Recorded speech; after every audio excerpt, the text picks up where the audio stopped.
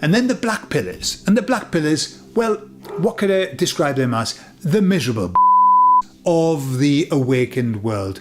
Hello, you little munchkins and your munchkinettes. How are we doing? Today I'm going to explain to you why it is that the emissaries cannot give me any dates about when stuff's going to happen. What are the things that affect the forecasting of dates? Well, we'll talk all about it on the other side.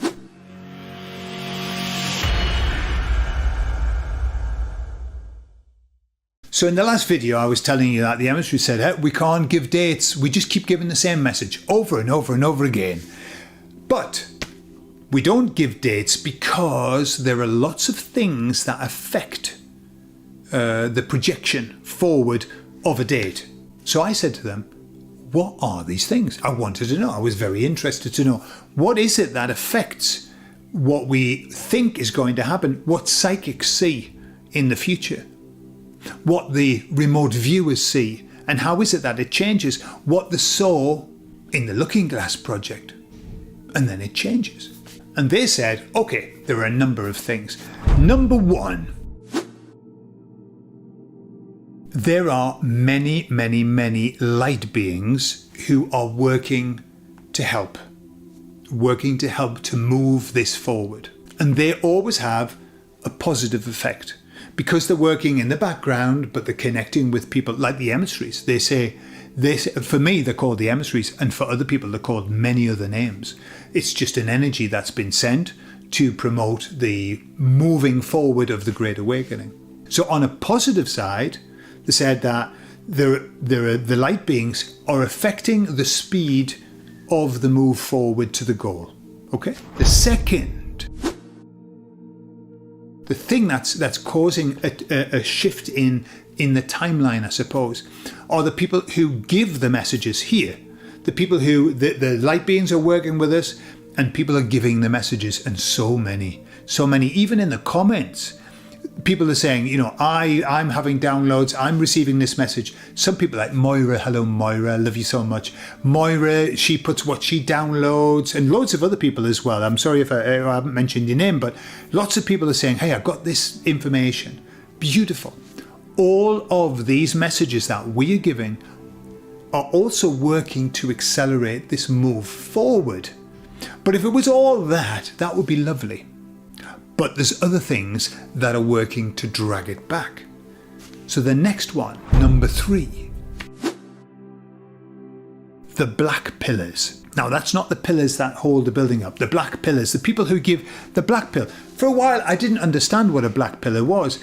I knew what a red pillar was. And I thought, well, I'd like to put myself in that group. I'm a red pillar. And then the blue pillars who were saying, no, don't believe all that bullshit. You know, the world's like this, everything's all right, and just forget about it, live your life. And then the black pillars. And the black pillars, well, what could I describe them as? The miserable bastards of the awakened world. The doomsayers. The people who go, we're all doomed, we're doomed. And they then give out the black pills of like, well, this is going to happen, and this is what I've seen. What I've seen is mass destruction on a global level and all of that. Those, the black pillars who are within our group, you know, they're in our group. They're just a bit miserable. They're a bit miserable.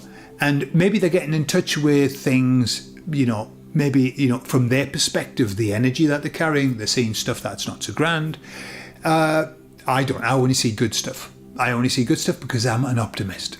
Yeah, but not everybody's like me.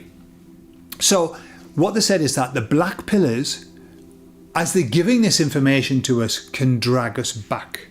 You know, when we're doom scrolling, we get dragged back. Oh my God. You know, I mean, if you doom scroll, you could believe anything was bad was going to happen. So they said that as well, that the people who are giving bad messages all of the time are not helping. They're dragging it back. So we've got 2 pushing forward, and then we've got 1 dragging back. Then they said number 4, the astrological alignments. And they said this is massive. It's a massive one because it affects everybody. It gives a structure to this, to everybody. But within that, everybody then has a certain sort of their own astrological shape or key.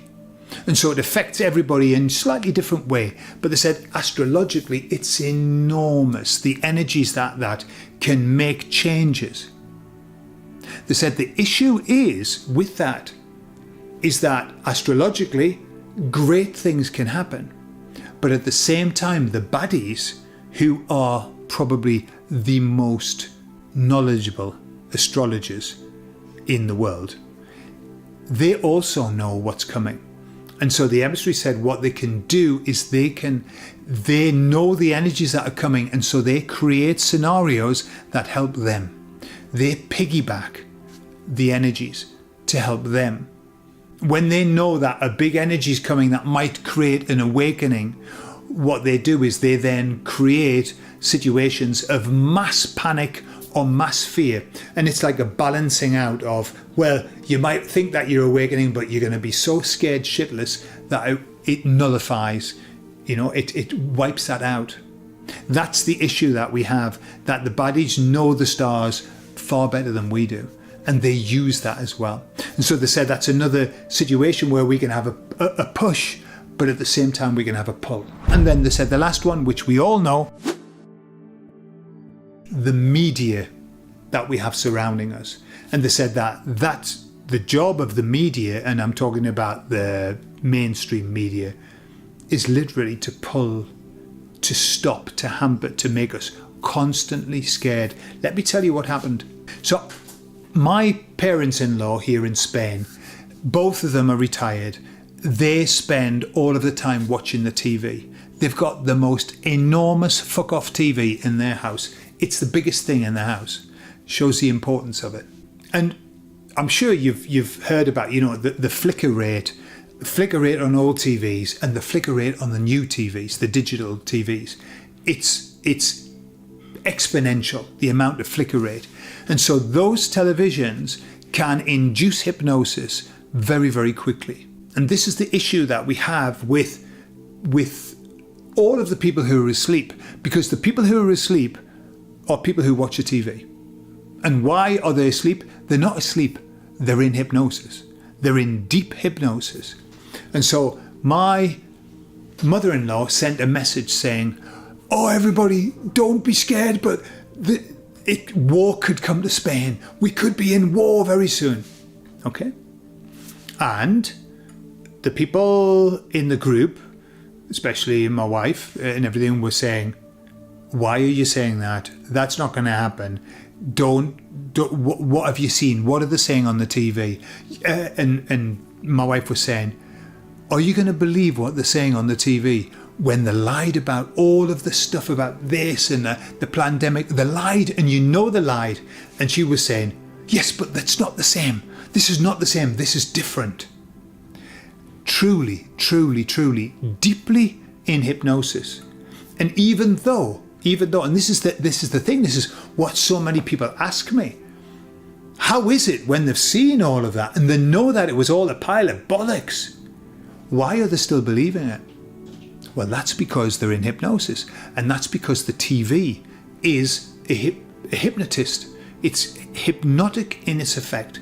And so what the TV's doing now here in Spain is, I don't need to watch it. I don't watch it. I would never watch it.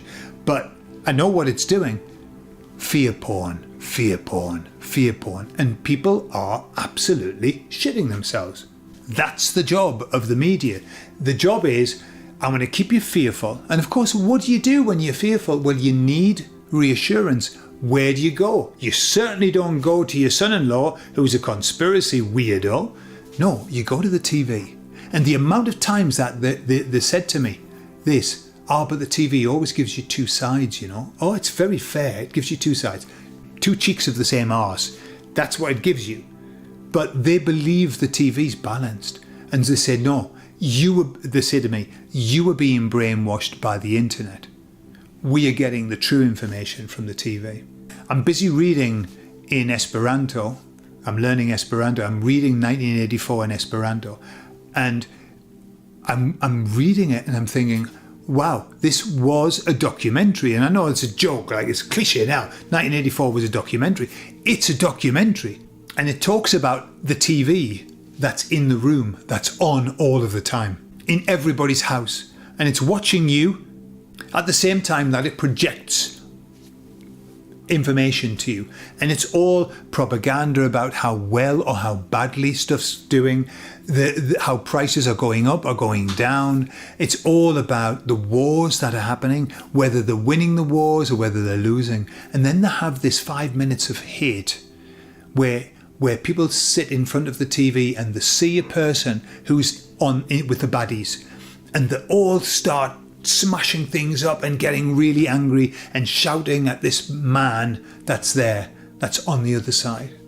And when my mother-in-law was talking, she was saying, and the war's coming and it's because of that orange man. Okay? And I thought, wow, it's exactly the same. It's a different face, but hate this person, blame this person, and be fucking scared. And that's all that they do.